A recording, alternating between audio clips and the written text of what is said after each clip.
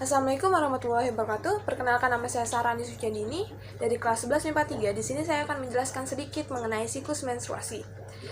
Secara umum, siklus menstruasi dibedakan menjadi 3 fase. Yang fase pertama merupakan fase menstruasi, fase kedua merupakan fase praovulasi dan juga ovulasi, fase ketiga adalah fase pramenstruasi. Masuk ke fase pertama, yaitu menstruasi. Pada fase menstruasi terjadi selama 3-7 hari. Pada masa ini, lapisan dinding rahim dan sel telur akan meluluh menjadi darah menstruasi. Banyaknya darah yang keluar selama menstruasi bisa berkisar 30-40 ml.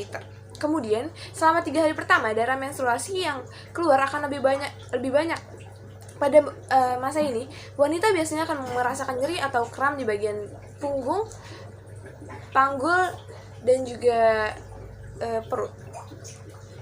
Kondisi ini biasanya dipicu oleh kontraksi rahim yang terjadi karena adanya peningkatan hormon prostaglandin selama menstruasi.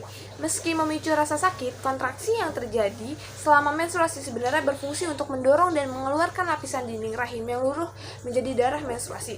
Kemudian masuk ke fase kedua, yaitu praovulasi dan juga ovulasi.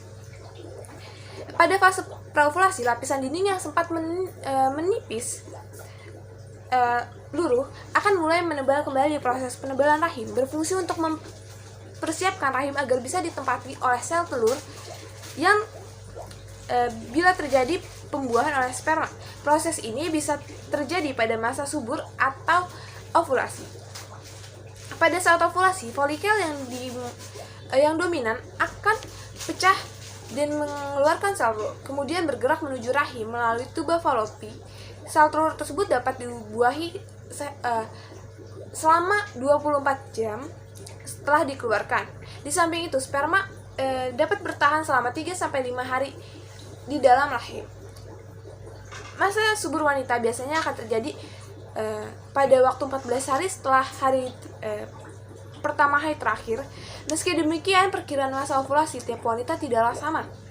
Terkadang masa ovulasi bisa berubah dan hal ini akan lebih sering terjadi pada wanita yang haidnya tidak teratur.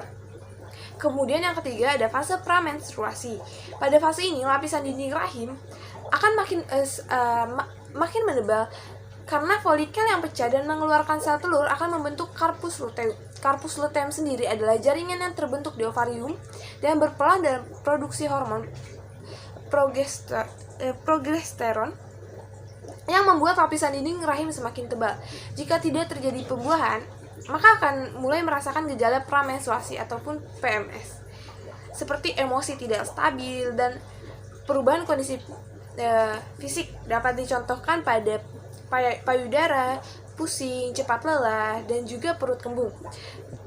Sekian penjelasan singkat mengenai siklus menstruasi. Apabila ada kurang, mohon dimaafkan. Wassalamualaikum warahmatullahi wabarakatuh.